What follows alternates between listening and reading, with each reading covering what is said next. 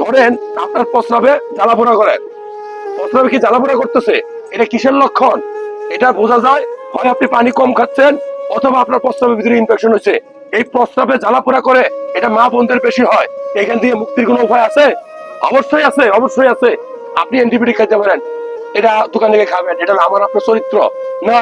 আমি প্রথমে বলবো আপনি ঘরোয়া ভাবে প্রচুর পরিমাণে পানি খাবেন। কি পানি খাবেন, পানি খাওয়ার পরে দেখবেন যে জ্বালাপোড়া চলে যাওয়ার কথা।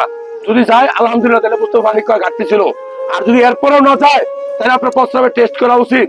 আপনি লেবুর রস খেতে পারেন, আপনি ঘরোয়া ভাবে আদার রস খেতে পারেন, আপনি চিচিঙ্গা, ঝিঙ্গা, লাউ, মিষ্টি কুমড়া এবং এই দেশে খুব বেশি পাওয়া যায় সেটা হলো কাঁচা পেঁপে, এই তরকারি গুলো একটু বেশি খাবেন।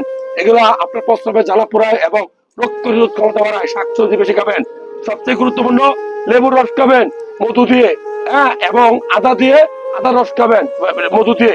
কারণ এগুলা একটা অ্যান্টিবায়োটিকের মতো কাজ করবে আপনার শরীরে। হ্যাঁ, এগুলো কিন্তু শক্তিশালী অ্যান্টিঅক্সিডেন্ট। আরেকটা কথা বলি, ডাক্তারের পরামর্শ ছাড়া কোনো অ্যান্টিবায়োটিক খাবেন না। ডাক্তারের পরামর্শ নিয়ে অ্যান্টিবায়োটিক খাইলে প্রস্রাবে জ্বালা পোড়া থেকে আপনি মুক্তি পাবেন।